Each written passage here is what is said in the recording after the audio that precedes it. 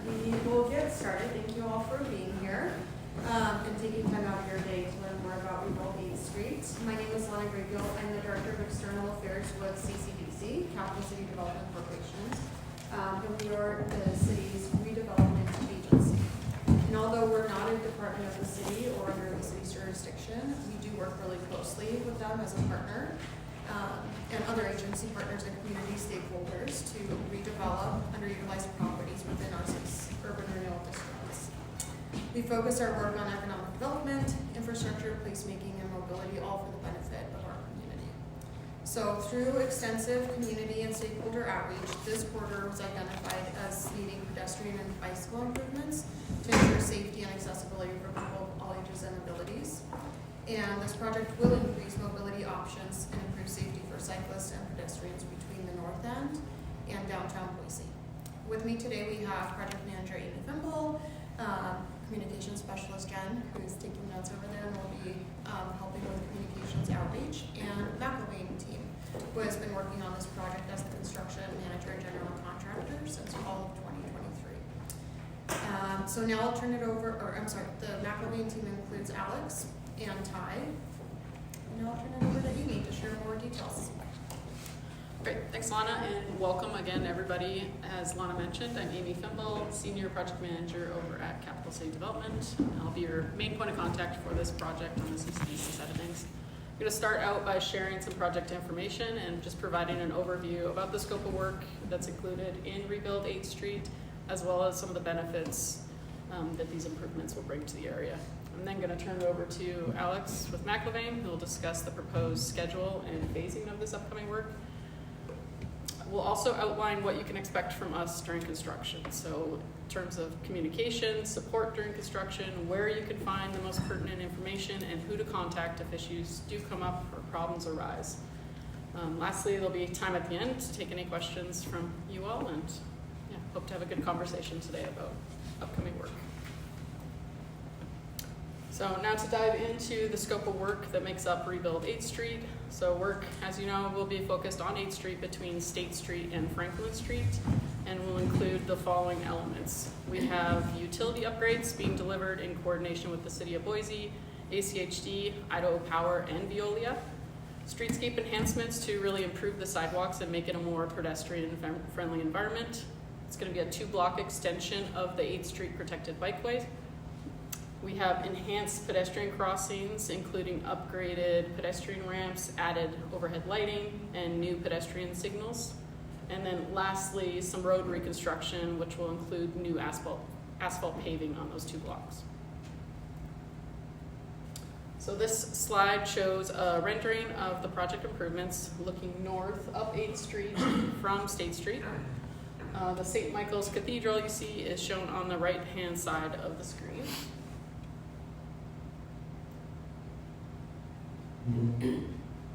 So CCDC has been working with Idaho Power and other low voltage providers to really underground the overhead power and communication lines on 8th Street.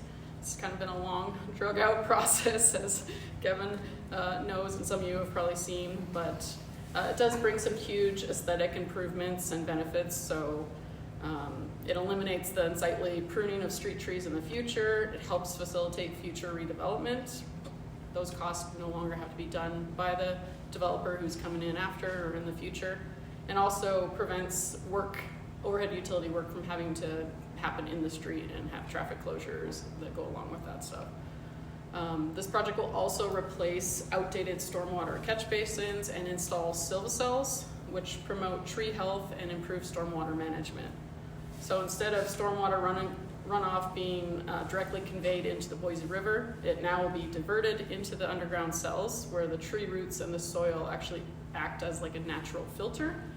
And they clean the runoff water and then allow the water it chance to actually infiltrate down to groundwater. So it's a really great benefit. In coordination with the City of Boise, the project is also extending the geothermal infrastructure on 8th Street from Franklin Street south to just north of the State Street intersection. The City of Boise will also be performing sewer improvements during this project.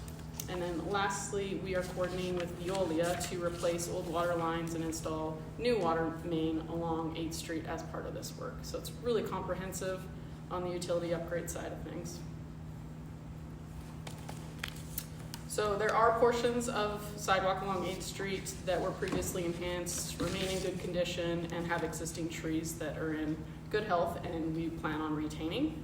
The frontage in front of St. Michael's Cathedral, which you see on the right here, is an example of this. These sections largely will remain in place. There's some cracked panels that we'll be doing spot replacement on, but for the most part, that section of sidewalk's been in good shape, and the project will really focus on the areas that need improvements to really connect those missing links of sidewalk that are still in need of improvement.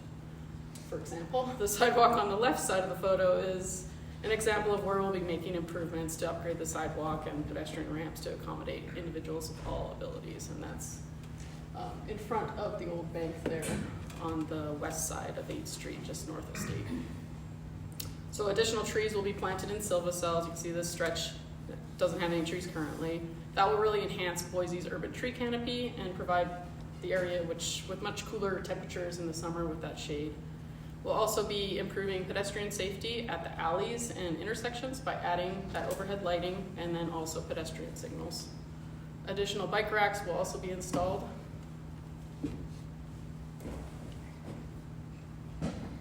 So 8th Street is identified as a key route in the citywide bicycle network. It provides that north-south connection from residential areas in the north end to a variety of downtown destinations, as well as the Boise River Greenbelt and BSU beyond that. Rebuilt 8th Street will expand the citywide bike network by adding protected northbound and southbound bike lanes between State and Franklin Streets. These will be all ages, all abilities, protected bike lanes on both sides of the street, with a design that's very similar to the recently completed 11th Street Bikeway, which you see pictured on this slide. The 8th Street bike facilities will connect to a future east-west Franklin Street Bikeway, and ACHD also has plans to extend the 8th Street bike facility north of Franklin Street all the way up to Union Street under a future separate project. So the project will be rebuilding pedestrian ramps at the intersections so that they can be easily navigated by people of all abilities. We'll be installing overhead lighting, like I mentioned, and new flashing pedestrian signals at both the Washington Street intersection and the Franklin Street intersection. Those will really make these crossings a lot safer.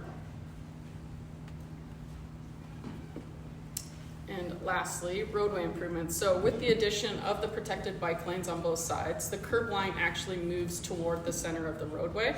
And so the finished elevation of the roadway actually needs to be lowered to facilitate proper drainage. So McIlvain, as part of their scope of work, will be removing the existing asphalt and the road-based material below that, replacing it with new asphalt paving. And in the end, this will provide a safer, smoother, more comfortable travel along 8th Street.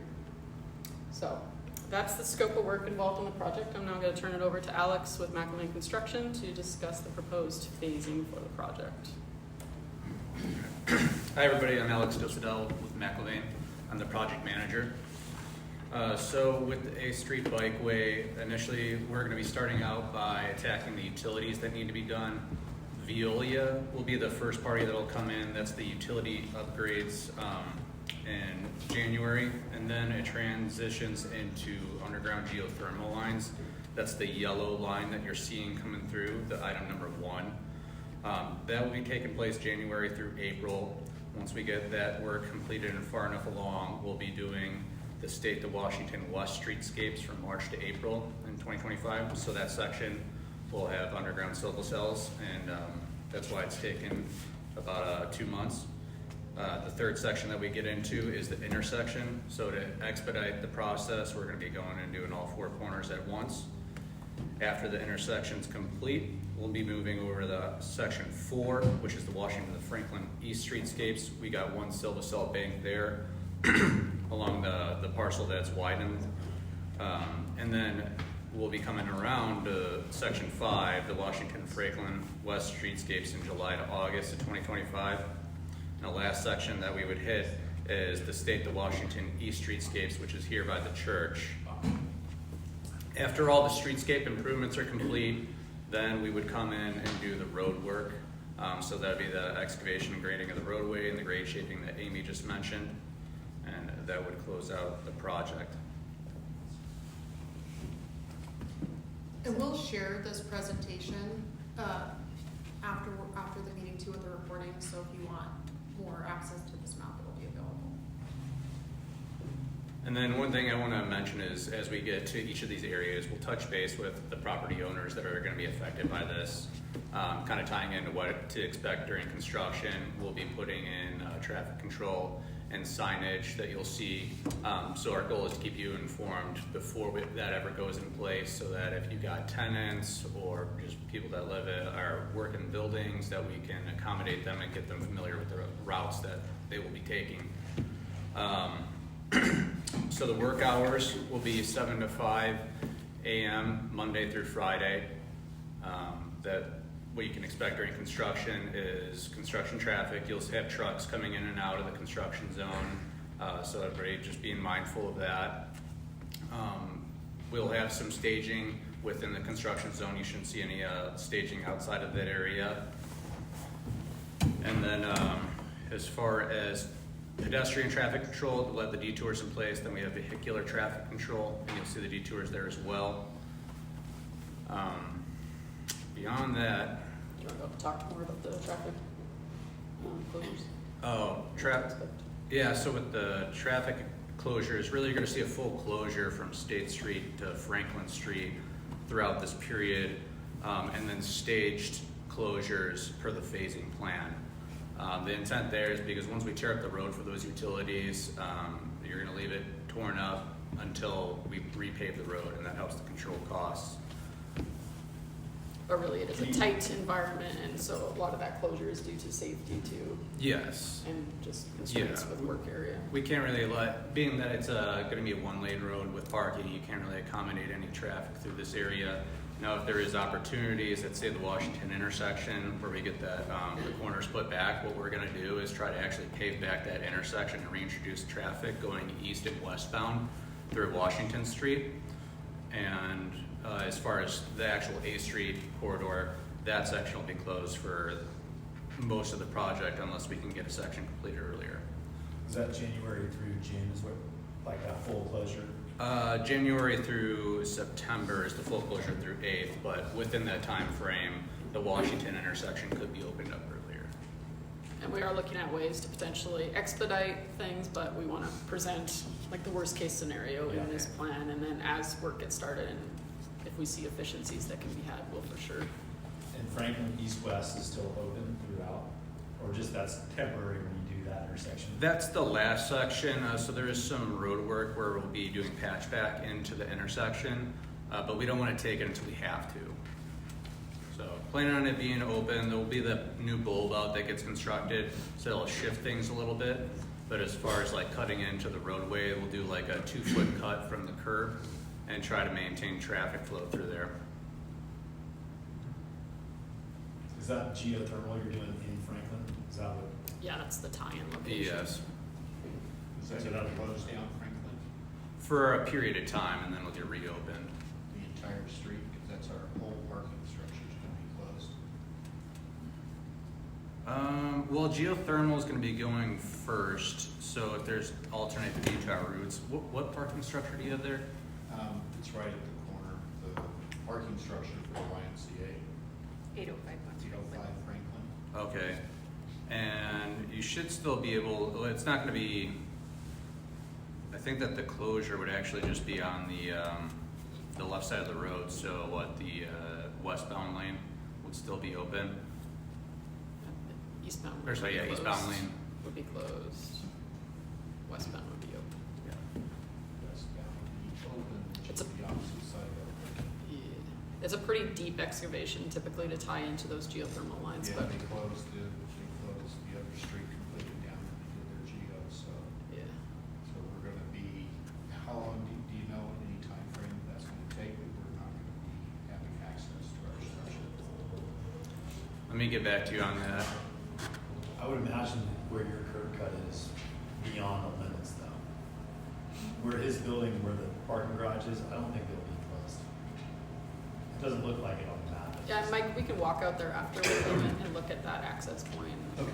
and then bring questions back to the city and the team that's actually going to be performing work on that one.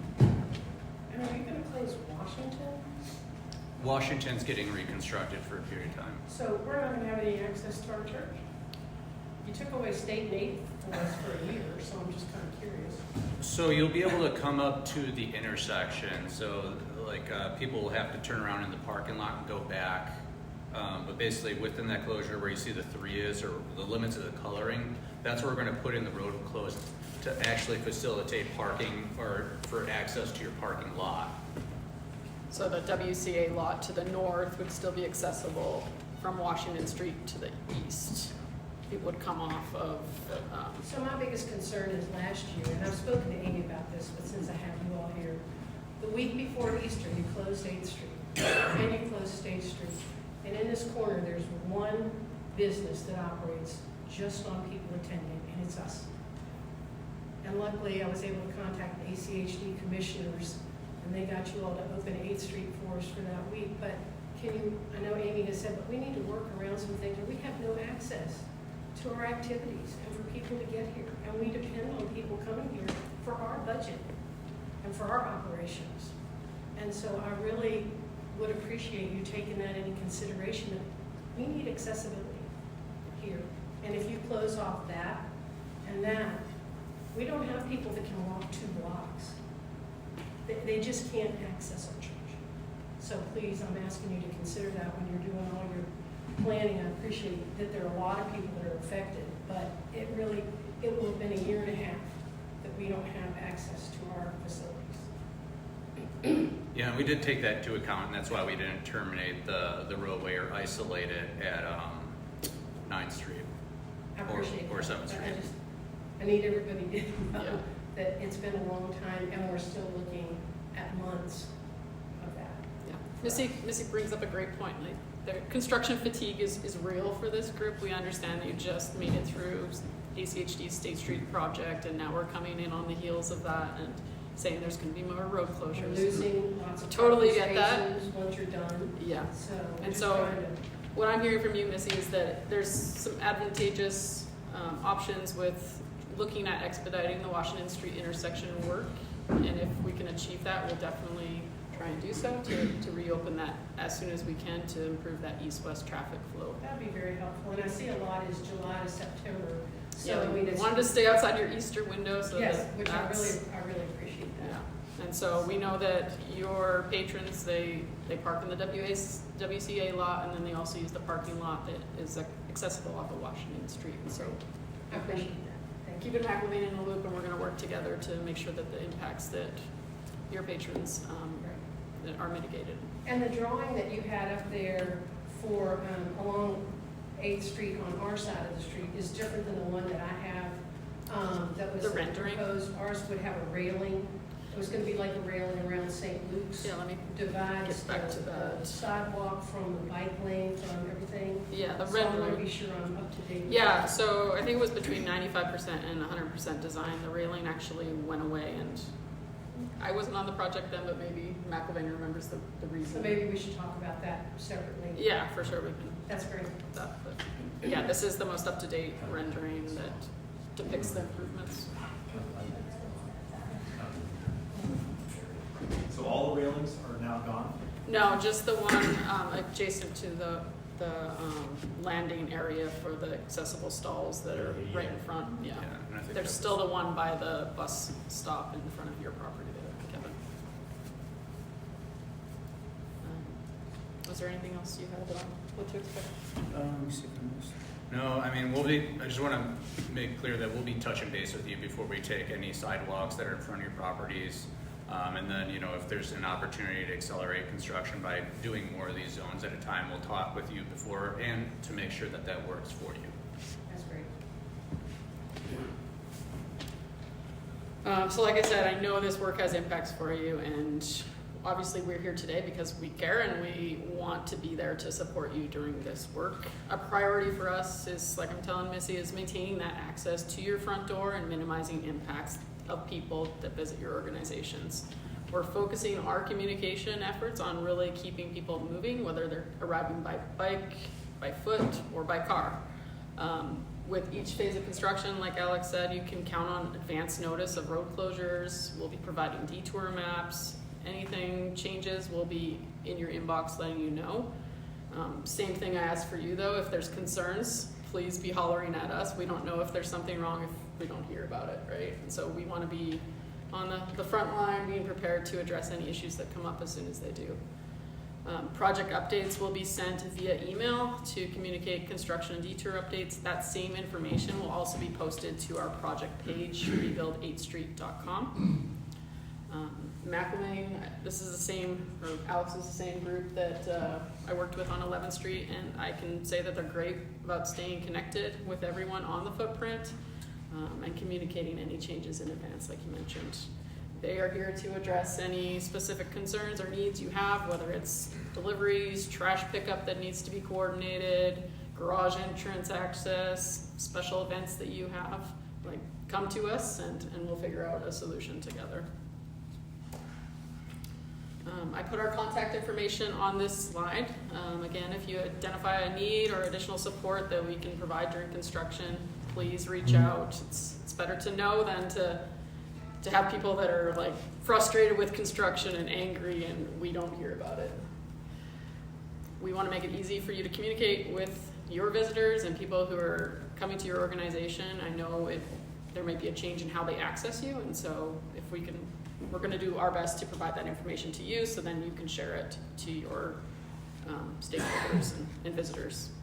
We have business cards that are left at the front table as well, so feel free to grab one of those. Again, want to mention we'll be sending out this slide deck after the meeting to everyone.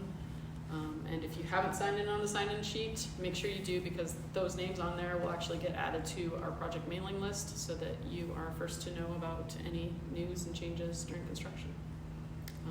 Again, just really want to thank you for coming. You seeing who's in the crowd today is the most people that are going to have the most impact, so I'm really appreciative that you took the time out of your day to come and hear about the project and share any concerns you have. And now I'm going to open it up to any more questions or comments that you guys might have.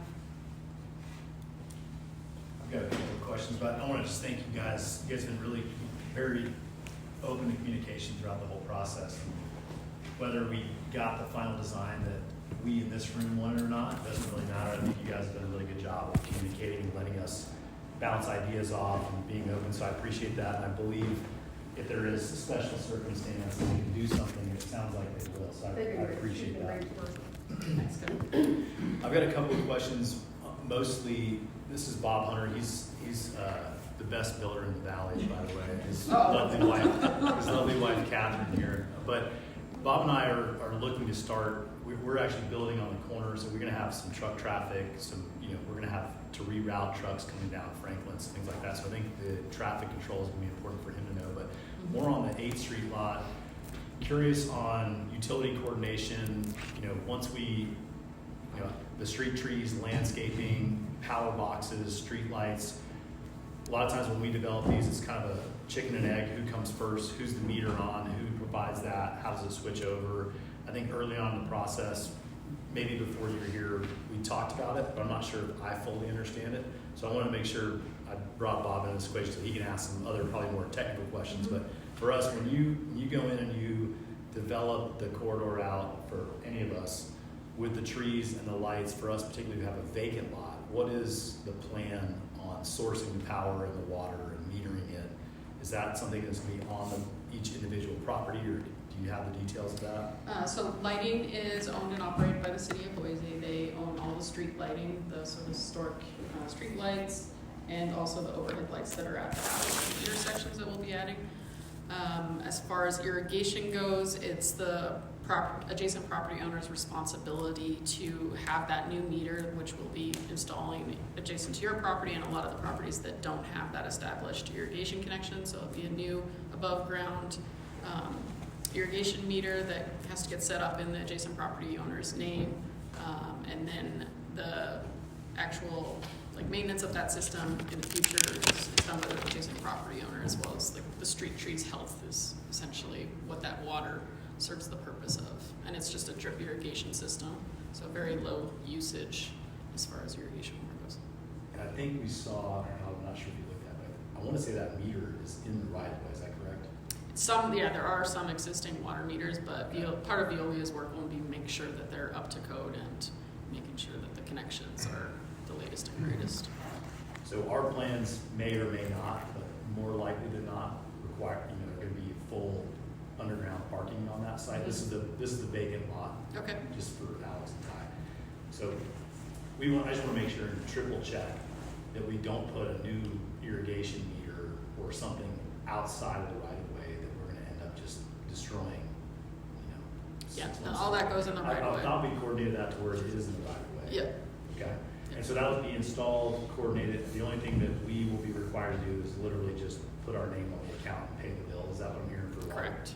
Okay, Yeah. and so the lights, the alleyway lights, I wasn't aware of the alleyway lights, but I saw that there's a PEDX flasher. Mhm. Is that on the south side of the Franklin? Yeah, south side of Franklin. Yep. So that'll be on the same meter that's probably doing the street lights. That's conduit running in and down there. Yep. Okay. Is there other conduits like bollards or like other for Christmas lights on the trees or anything like that? The historic streetlights have plugins up there, which the city can utilize to do Christmas lights. Not saying that they will in this area, but it has the capabilities to provide Okay. that. And all of that will be outside. We won't need to worry about any of Correct. that coordination. No pedestals, no secondary service. Okay. There might be something we might want to look at, and this is getting into the weeds, but is to stub out conduit or for a future irrigation connection if you're planning to do street trees on Franklin, so that it run off that same system along 8th Street, so that you wouldn't have to do a separate meter on Franklin itself. We can look at that. Yeah. Just kind of future-proofing it for your future needs. So- Yeah, and I think understanding where that Franklin scope ends too, because Mhm. we have some weird curb cuts over there. Yeah. It's like the entire frontage is almost curb cut. So just kind of seeing where that ends will be good. For sure. us. Then I was hoping you might be able to talk a little bit about the bus stop. Early on, the bus stop was in question. I think, Valley Transit was not sure whether this route or this stop was going to be added, subtracted. And so in the design phase, it was, hey, we don't know if we're doing this. We don't know if it's going to go across street. It looks like it's trickled in, but I don't know are you in communication with Valley Transit? Are they committed to this bus stop I mean, for? I think they're committed because it's in the drawings and we're building Yeah. it, but that's a great point, and I can follow up with Joe at Valley Regional Transit to make sure I understand their operational intent Yeah. and the timing of that. Because I don't know if they just recently did a new long-term plan voting in 2020, because this feels like 2 or 3 years ago.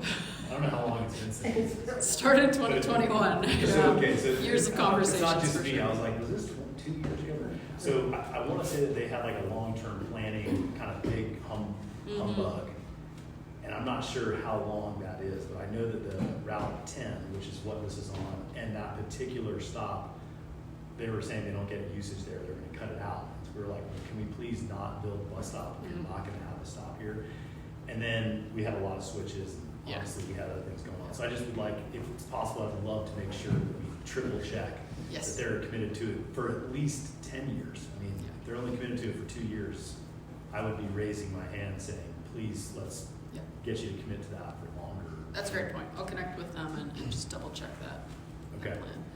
And I don't know if I've seen on that bus stop, do we have any kind of covered enclosures or furniture there, or is it just more of a extra bulb out walkways? It's an extra bulb out. I don't know if the render, no, that's not going to show up very well. There's a railing there. There's a railing that essentially separates the bus stop landing area and the bike lane. And then Okay. I have a drawing up here we can look at after. I think I have the latest set of plans, so Yeah. I just didn't know if there's like a big. I haven't some of seen those the big shelter. furnishings are like, they're big. But I can again ask VRT what their intent is and the timing of when or if a bus shelter would be part of that plan. Okay. And then my last question is, can you maybe elaborate on the alley overhead lighting, what that is? And is that shining into the alley, over the street intersection? Just curious, like what is that? Well, there's Peel 1 and Peel 2, so that's alley streetway lighting, and that's like at nighttime basically for vehicles entering and exiting the alleyway. It's not meant to be cast a huge illumination, throughout the entire block face. It's just for cars going through the alley. It's to provide that better illumination for pedestrians that are crossing there, so it's a safer interface between vehicles potentially turning down the alley and pedestrians. So the pole will be in the right of way. Correct. I'm just curious if it's a pole with with an arm and a head on it. Yeah, they got a mast arm. Is it like a north-facing mast or south-facing, or is it more over the intersection, like an east-west facing mast? Over the alleyway or the sidewalk crossing through the alleyway. So it'll be a north-south facing mast? Yes. Okay. And we can look at the drawings. I mean, we're gonna be right there in that space, and Mhm. having a bright street light at a second floor potential residential unit's not exactly ideal for, Yeah, and it's downward the zero casting. people that walk in the alley. But, so it'll be, It's downward casting, so it's not meant to push a ton of light horizontally. okay. All right. And that's at I guess it's just one alley that we have. Yeah. We should have two. Yeah, there's the State Street alley to the north of State Okay. Street as well. Okay. Is that gonna include our alley here? Yeah, your light is actually on the west side. I know that because we've, And when you say that you're gonna do lighting, for the sidewalks to highlight that, just aesthetically, since we're in the, historic district, if you could do some of the lights that are like the street lights around the Capitol and everything, since this is a historic area. yeah, we're doing the It city. might look nice, just add to the, Yeah. we've got St. John's up there and us here, and it's this, 200-year-old churches, and just throwing in a new light is kind of. Yeah, all the pedestrian level lighting is the City of Boise standard, which is those historic street lights that you see in the rest of downtown. The ones that we're talking about at the alley, they're actually larger, like 30-foot tall Yeah. poles, and then they have masts. And so those are technically It's a roadway safety lights, issue, yeah. and they are dictated by ACHD on what those design standards are. That historic lighting, is that gonna be, that's running all two blocks? No, only where there's streetscape enhancements. So in front of the church, there's no additional Okay. historic light poles to be expected there. And same with the Percy block and the one adjacent to the YMCA's property. It's mostly focused on the west side between State and Washington, and the east side between Washington and Franklin, where those streetscape improvements are happening. On your utility upgrades, is there going to be some coordination, for instance, for the vacant lot? We're going to Veolia, Idaho Power, sewer, so we can coordinate with whoever on, okay, we want a stub put in and brought into the property. So we're not going back in a brand new street? You want to take that or should I? I mean, those usually require separate agreements and service license agreements, and so if those can be worked out at the same time as this work, which is coming out very quickly, it sounds like there's more conversations that we should probably have, and we can put you in contact with those entities for Veolia and then the city, but they typically have their own fees, which CCDC and our project can't pay because they're related to a private development and a private use. But I definitely see there's efficiencies in doing that. So let's talk further and see how fast we can get to where we need to be. Yeah, Veolia will be the big one to jump in front of for them to take their drawings and get the services set up. That can be time consuming. But if you need like a sleeve through the silica cells too, that's stuff that we want to know as soon as possible. And like if there's other options to come off of Franklin, I don't know. But for some of your utilities, if that's an option, that might be the way to go. Ideally, it's in the alley, I just don't know. The problem with that, Bob and I were talking about this a little bit, is kind of have to have a design to know. So we do have a stub for power, Yes, you do, to the alley. so, but Bob, maybe we can chop that up. John. What is the time, on January 1st, we should tell our participants and staff that the road will be closed? So tentatively, we're looking at January 7th, but we still got to get confirmation from Veolia on the contractor. And so Veolia on this project's actually self-performing their work with their own contractor, but we're providing the traffic control and sort of the oversight and coordination with other project elements. And so we will be providing that confirmation once we get it from their contractor on the exact start date. But we've heard so far it's January 7th, so that's what we're planning for.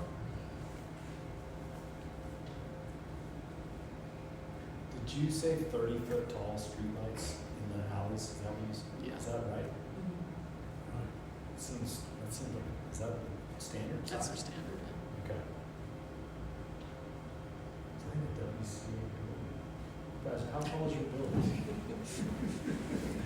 2.5 stories above the That's ground. about so- 30 feet? Yeah, about 30 feet. Okay. They have a little bit of soil up there.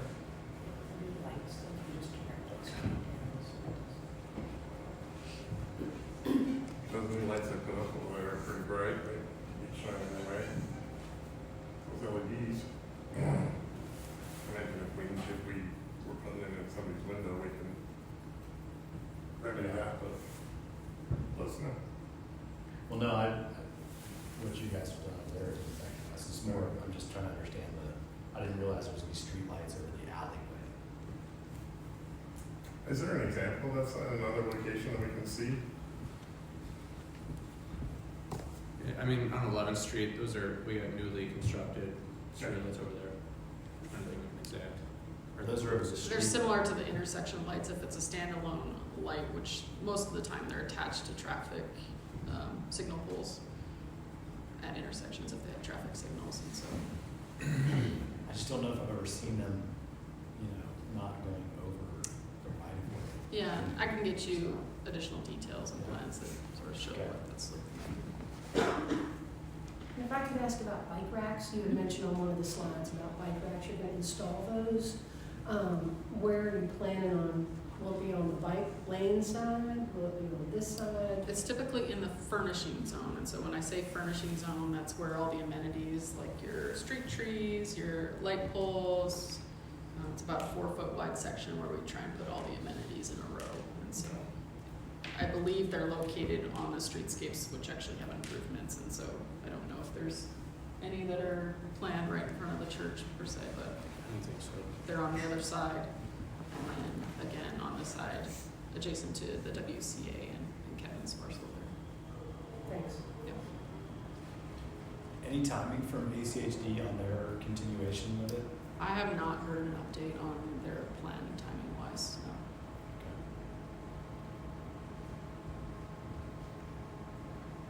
John, yes? Will the sidewalks be closed in regards to snow removal this winter?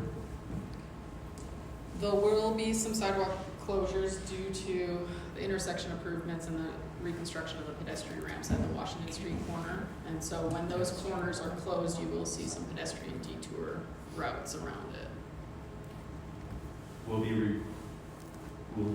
we still be required to clear snow when the sidewalks are closed, or how No. will that operate? No.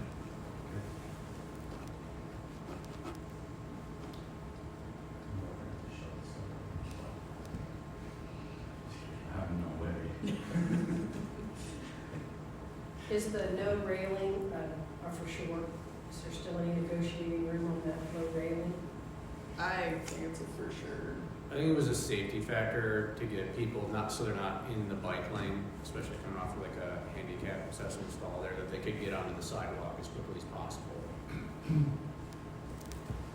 What are your concerns, Missy?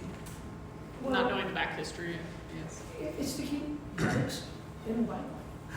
Yeah. I mean, everybody rides on the sidewalk with the bike. Well, that And in working area- with ACHD and with Zach before, it was, it would be just like the same low, just divider for protection more than anything, dividing that area.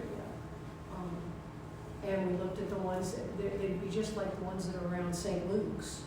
And then St. Luke's was required to put them in when they did their bike lanes and everything with all the changes there. So it was, this is the first I've heard that they're not going to be. Yeah. I mean, I haven't seen a bike And if it's travel gonna be in on that part of 2 the foot. road. The area right adjacent to those accessible stalls that you see in this is Right. wider, obviously, to provide that Right. refuge and that landing space that's required. It was gonna be between the bike lane and the walking sidewalk, is where the drawing I had the low, Yeah. the, it was- because right now, the way you have it, somebody in a bike lane, they can just whoop, go right into the sidewalk. And it was strictly a safety preventative kind of thing. It did not It wasn't between the bike lane and the parking part on the street. It was just, went right along between the sidewalk and the parking, and the bike lane. Yeah, and I guess the problem there is that if you park your car, especially a handicapped person, then you gotta go through the bike lane. Well, there's only the around. one, and it was starting down there, but I just was curious if that's a done deal, because it really, the way it looks there, people can just come and go anywhere they want, and that's what they do. I'm just going north, they will ride the path of least resistance, which is the sidewalk. Well, these plans have gone through the vetting process of being approved by the city of Boise and ACHD, and so, while I don't know the back history, I can definitely find that out for you, but I would say that, there's not a chance that it's coming back. Okay. Good It's question. kind of learning curve for the for me, over on Grove Street now where it's done, Grove Street, 11, it's just a different color sidewalk where the bike is. And you park there, you pay your meter, or I'll let my son out, 4-year-old son, I'll just jump out, he'll run out, and then you could have a bike, coming, 5 miles per hour. Of course, the bike should be there too. It is kind of, it's very unusual when you're not used to it, when you are sharing the sidewalk, the same sidewalk with the bikes, and the only delineation is the discoloration. But the only reason why you know is it's darker gray, so, and I think at least you have more room in between, but some of those other ones, it's just, a little 2-foot area where you're paying for parking. Open your door, then a little scooter comes sitting by. It's kind of new for me, but it is beautiful down there. I think you guys did a great job with the Grove Street, 11th Street. It's beautiful. I'm excited about the enhancement to this corridor. Well, State Street's really good. We really appreciate the new handicap spot. That worked out well, so we have van accessibility. That's all been great. This is just hit me today. Sorry to come as a surprise. I have a lot of people I have to explain things to. I understand. Do you have a current rendering of our block? This is the only one that I've seen rendered. So That'd be I would great say to that get to our it's block as well. essentially what you see on the left-hand side of the street will be what you see on your frontage there, since we're redoing that. So just flop it over. So on the slide, the left-hand side, which is the west side of the street, is what the east side will look like between Franklin and Washington. Okay. That's different than the original plan, isn't it? The No, original drawing? no. I mean, minus the bus stop area, but yeah, it's the same. Is there, just on the signal from State Street to 8th Street, is there what they've done now today, does that change all the traffic signals? Do you know? I just curious. Say it in another way. So is there gonna be a left turn, green light for those people coming eastbound on State Street, turning left onto 8th Street? What they did as part of that project is So that's, to find that out 8th Street configuration. intersection is 100%, you guys don't Yeah. go back. There's only one minor tweak, and we're adding a bike signal head on the southwest corner of State and 8th. So there'll actually be a bike push button right at this location at this bottom of the bike ramp. That's the only change signal-wise. To go across state on a bike. Yeah. But the question I think Kevin was asking is if you're coming on State Street and turning onto 8th, you can usually only get one car turning there because all the traffic is coming from the VA and so forth. And so to come north on 8th Street, is that light going to be a dedicated left turn at some time so that you can turn left on 8th Street? Because otherwise you're just finding the traffic and it backs up there. Do you follow what I'm saying? Yeah. There is a turn lane and a turn signal. No, I know there's a turn one, but it's on green. It's unprotected. There isn't That's any correct. designated. It's not a dedicated It's light. not going to be designated turn left there signal. Right now, it's an unprotected left turn. Okay, now that would be a question for ACHD if you wanted operational changes to their traffic signals outside of our project. And and jurisdiction too. But I know that they are doing more improvements to the west of 8th Street, so for potentially that comes under that project. I just, it's out of my purview, I guess.